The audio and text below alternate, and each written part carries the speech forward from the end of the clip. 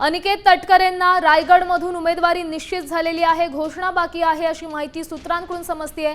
पालकमंत्री पदावर भरत गोगावलेंकडून मोठी डीलही करण्यात आली आहे। या संदर्भातली अधिकची माहिती देत आहेत आपले प्रतिनिधी भरत मोहोळकर। भरत, काय सांगाल? अनिकेत तटकरेंना रायगडमधून उमेदवारी देण्यात येते अशी सूत्रांकडून माहिती समजते, काय अपडेट आहे?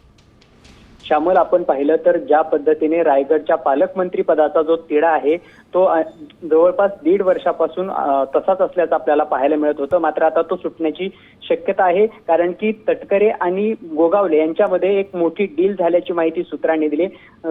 शिवसेनेला ही जागा विकास गोगावले यांच्याकडून त्या जागेवर दावा करण्यात आला होता।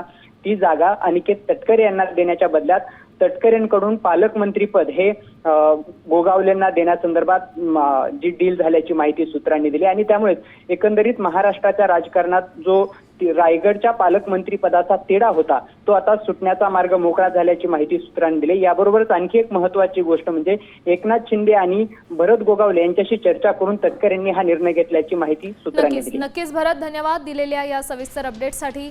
तर अनिकेत तटकरे यांना रायगडमधून उमेदवारी मिळणार असल्याची माहिती सूत्रांकडून सध्या समजते आहे।